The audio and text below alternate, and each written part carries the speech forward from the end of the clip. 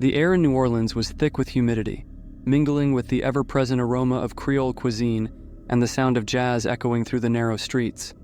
It was the summer of 1918, and the city was a melting pot of cultures, bustling with life. But beneath the vibrant surface, a sinister presence lurked, casting a shadow over the lively neighborhoods. I had just moved to the city, drawn by the allure of its rich history and vibrant culture. I took up residence in a quaint apartment in the French Quarter, an area known for its charming architecture and lively atmosphere. My neighbors were mostly Italian immigrants, a close-knit community with a shared heritage and strong familial bonds.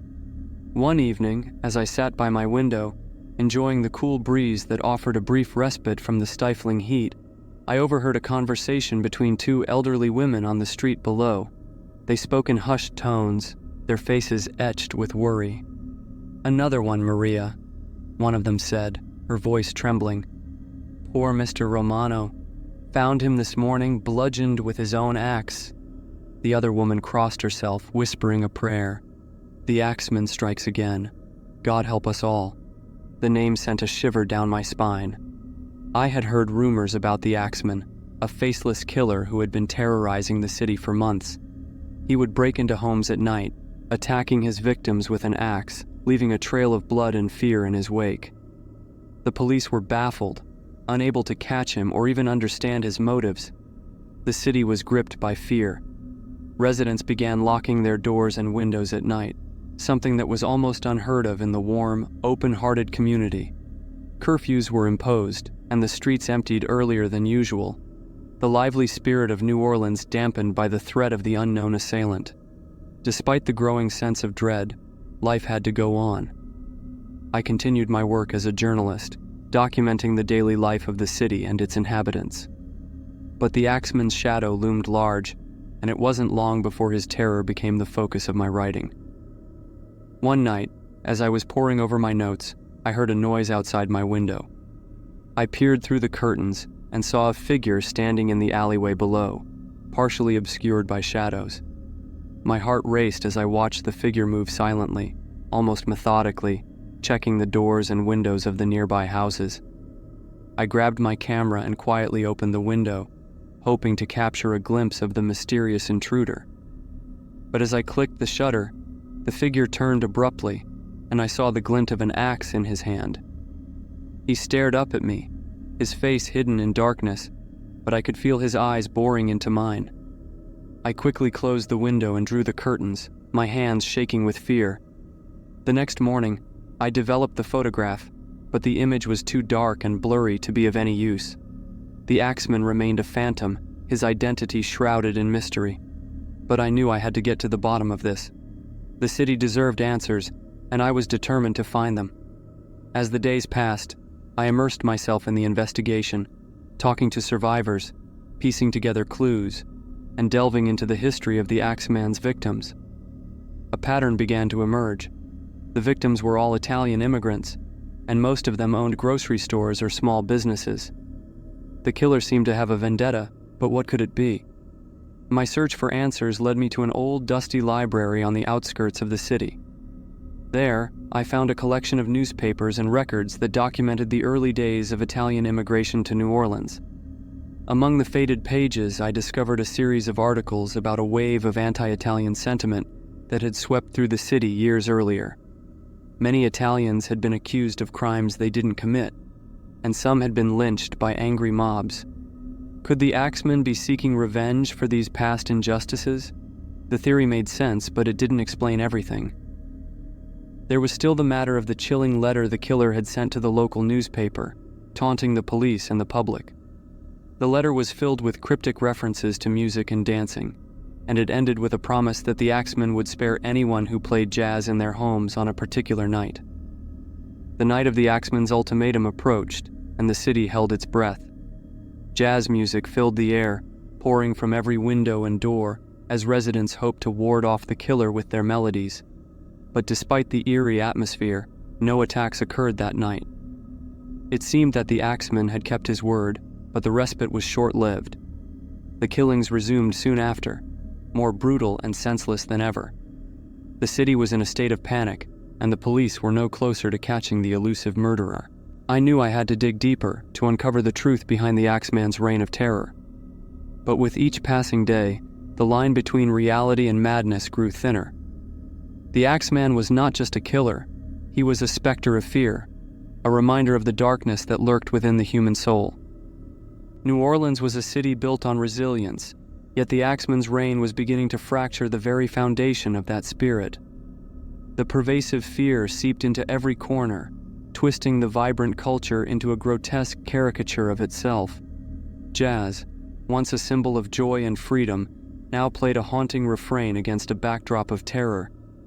I continued my investigation, my days filled with interviews and my nights consumed by the horrors I uncovered. The survivors I spoke with were haunted, their eyes reflecting the brutality they had witnessed. Each story was a piece of a macabre puzzle, but no matter how many pieces I gathered, the full picture remained elusive. One evening, I received an anonymous tip. The caller's voice was low and gravelly, almost as if he was deliberately disguising it. "If you want to know the truth about the Axeman," he said, "go to the old sugar mill on the outskirts of town. Midnight." It was a risky proposition, but my curiosity and determination outweighed my fear. That night, I made my way to the decrepit sugar mill, its hulking silhouette looming against the moonlit sky. The building was a relic of a bygone era, abandoned and forgotten, much like the city's darker history. As I approached, I could feel eyes on me, the weight of unseen watchers pressing down. The mill's doors creaked open, and I stepped inside, my flashlight casting long shadows across the dusty floor. The air was thick with the scent of decay and neglect. I navigated the labyrinthine corridors, my heart pounding with each step. Suddenly, a figure emerged from the shadows, and I nearly dropped my flashlight in shock. The man before me was tall and thin, his face obscured by a wide-brimmed hat. "You're the journalist," he said, his voice echoing through the empty space. "I've been waiting for you." "Who are you?" I demanded, trying to keep my voice steady. "Call me a concerned citizen," he replied. "I know about the Axeman. I know why he kills." He gestured for me to follow, leading me deeper into the mill. We stopped in a small room, lit only by the moonlight streaming through broken windows. The man pulled out a bundle of old newspapers and letters, spreading them out on a makeshift table. "These are the stories they don't want you to know," he said, pointing to the articles. The Italian immigrants were scapegoats, blamed for crimes they didn't commit. Many were lynched or run out of town, their businesses destroyed. The Axeman is a product of that hatred. The articles confirmed what I had already suspected. The Axeman's victims were linked by a shared history of persecution and injustice. But there was more. Among the papers was a letter, written in the same style as the one the Axeman had sent to the newspaper. "The music," the man said, his voice barely a whisper. "It's not just a ruse. The Axeman believes he's avenging the dead, guiding their restless spirits. He's driven by a madness that blurs the line between reality and the supernatural." The revelation sent chills down my spine. The Axeman was not just a cold-blooded killer. He was a man consumed by a twisted sense of justice, believing he was righting the wrongs of the past through violence and terror. As I absorbed this information, the man looked at me with a somber expression. "Be careful," he warned. "The Axeman is always watching. He knows when someone is getting too close." With that, he disappeared into the shadows, leaving me alone with the weight of his words. I left the mill, my mind racing with the implications of what I had learned. The Axeman was not just a faceless monster. He was a symbol of the city's darkest secrets, a manifestation of its buried guilt and unresolved trauma. Back in my apartment, I pored over the new information, trying to piece together the final threads of the story. The Axeman's motivations were clearer now, but his identity remained shrouded in mystery. I was closer to the truth, but I knew that uncovering it would come at a great cost. The city was a pressure cooker, ready to explode, and I was standing at the heart of it all, on the brink of a revelation that could change everything. The descent into madness had begun, and there was no turning back. Days turned into weeks, and the city of New Orleans continued to be gripped by fear. The Axeman's reign of terror showed no signs of stopping, and the streets were filled with an uneasy silence that was only broken by the occasional scream or the haunting strains of jazz that played each night. A desperate attempt to ward off the phantom killer, I delved deeper into the history of the Italian community, uncovering stories of hardship, discrimination, and violence. It became increasingly clear that the Axeman's motives were deeply rooted in these past injustices. But as I pieced together the narrative, a chilling realization began to dawn on me. The Axeman was not just seeking revenge for the past, he was trying to rewrite it. One night, as I was reviewing my notes, I received another anonymous letter. The handwriting was erratic, the words scrawled in a frenzied manner. The letter read, "The Axeman walks among you. He is not a ghost, but a man of flesh and blood. He seeks to purge the city of its sins. To find him, you must look within the darkest corners of your own soul." The letter was unsigned, but it was clear that the sender knew more than they were letting on. I couldn't shake the feeling that I was being watched, that the Axeman was always one step ahead. Determined to uncover the truth, I decided to follow up on a lead that had been nagging at me: the victim's connections to a local tavern, the Crescent Moon. The tavern was a popular gathering place for the Italian community, a place where they could find solace and camaraderie amidst the struggles of their daily lives. I visited the Crescent Moon, hoping to find someone who could provide more insight into the victims' lives and the Axeman's possible motives. The tavern was dimly lit, filled with the scent of strong liquor and the murmur of quiet conversations. I approached the bar and introduced myself to the bartender, a burly man with a thick mustache and a wary expression. "I'm looking into the Axeman murders," I said, trying to sound casual. "I heard some of the victims used to frequent this place." The bartender's eyes narrowed. "You a cop?" "No," I replied, showing him my press credentials. "I'm a journalist, just trying to get to the bottom of this." He hesitated for a moment before nodding. "Yeah, I knew some of them. Good people, all of them. Hard-working folks just trying to make a living." "Do you have any idea why they were targeted?" I asked. The bartender leaned in closer, lowering his voice. "There's talk around here that the Axeman ain't just some random killer. People say he's got a grudge against the community, like he's trying to punish us for something." "Punish you for what?" I pressed. He shook his head. "I don't know. But I do know one thing. Whoever he is, he's got the whole city scared. And scared people do crazy things." As I left the tavern, I couldn't shake the feeling that I was getting closer to the truth. The Axeman's actions were not just random acts of violence. They were calculated, driven by a twisted sense of justice. But the question remained: who was he, and why was he doing this? That night, I returned to my apartment, determined to sift through the evidence once more. As I reviewed my notes, I noticed a pattern I had previously overlooked. Many of the victims had ties to a local labor union that had been involved in a bitter dispute with a powerful business magnate, Thomas DuPont. DuPont was known for his ruthless tactics and his disdain for the immigrant community. He had been accused of exploiting workers and using violence to suppress any attempts at unionization. Could DuPont have something to do with the Axeman's killings? It seemed plausible, but I needed more evidence. The next day, I arranged a meeting with a former union leader who had been at the forefront of the dispute with DuPont. We met in a quiet cafe, away from prying eyes. The man, who introduced himself as Antonio, was nervous, constantly looking over his shoulder as we spoke. "I don't know much about the Axeman," Antonio said, his voice barely above a whisper. "But I do know this. DuPont has a lot of enemies, people who'd do anything to bring him down." "Do you think the Axeman could be one of those people?" I asked. Antonio hesitated, then nodded. "It's possible. But if that's the case, then we're dealing with someone who doesn't just want revenge. They want to send a message." As I left the cafe, I felt a sense of urgency. The pieces were falling into place, but time was running out. The Axeman was still out there, and with each passing day, more lives were at risk. I had to find him before he struck again. That night, as I lay in bed, a thought occurred to me. What if the Axeman was someone I had already met? Someone who was deeply embedded in the community, someone who knew its secrets and its fears. The idea was both terrifying and compelling. The descent into madness was nearly complete.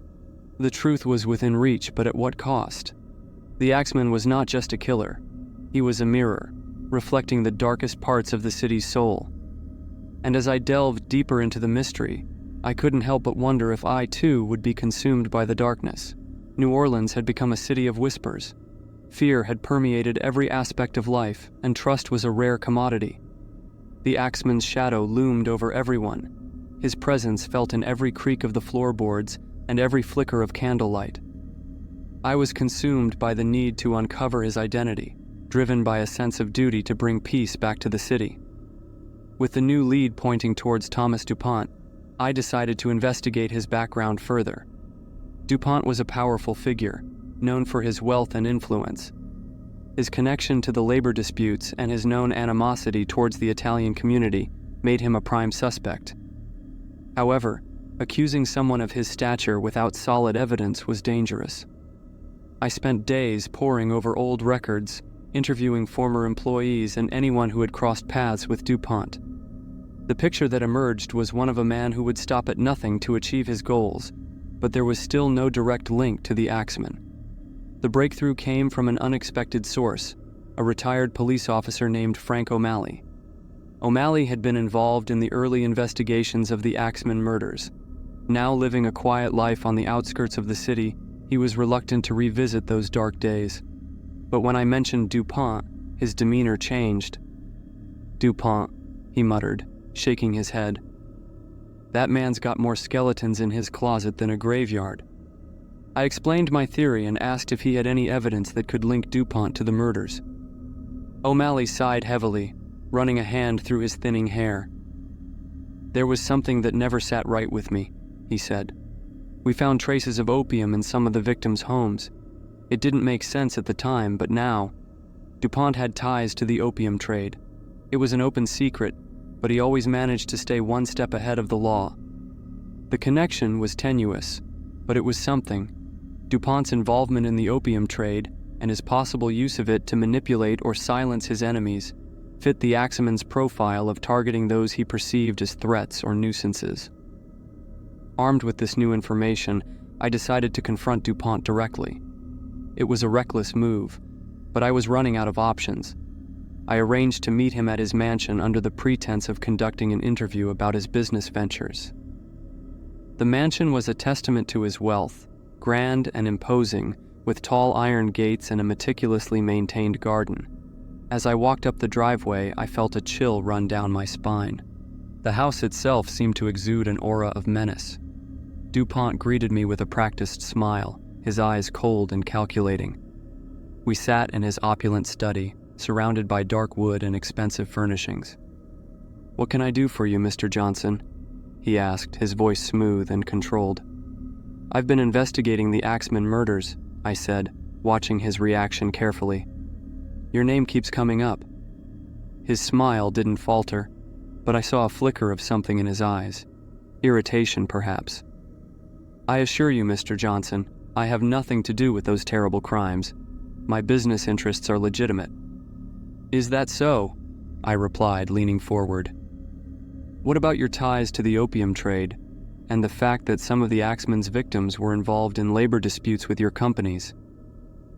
DuPont's expression darkened. "I don't appreciate these baseless accusations. If you're looking for a story, you'd best look elsewhere."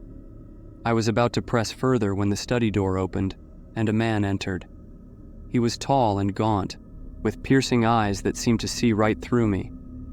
"Ah, Charles," DuPont said, his tone indicating the man was more than just a servant. "This is my head of security. Perhaps he can help you with your inquiries."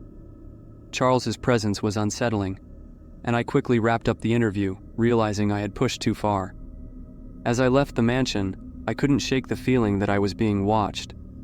That night, I returned to my apartment, my mind racing. DuPont was hiding something, but I had no proof. And Charles. There was something about him that seemed familiar, something that nagged at the back of my mind. I reviewed the evidence again, focusing on the victims' profiles and the timeline of the murders. Suddenly, it clicked. Charles had been present at several crime scenes, always blending into the background. He was more than just DuPont's head of security. He was the Axeman. I rushed to the police, presenting my findings. O'Malley, who had been skeptical of my investigation, finally saw the pieces come together. With his help, we secured a warrant to search DuPont's mansion. The raid was swift. We found Charles in the basement, surrounded by macabre trophies from his victims, a twisted shrine to his madness. DuPont tried to deny any knowledge of the crimes, but the evidence was overwhelming. Both men were arrested, and the city breathed a collective sigh of relief. The Axeman's reign of terror was over. The city slowly began to heal, the fear dissipating like the morning fog.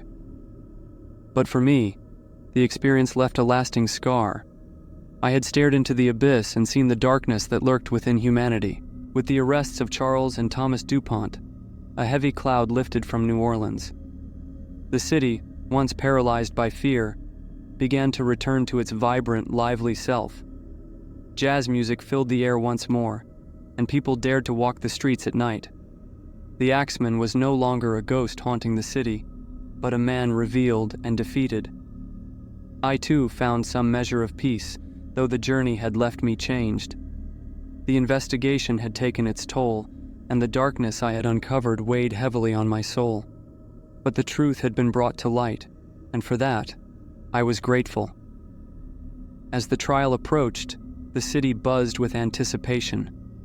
The courtroom was packed with people eager to see justice served.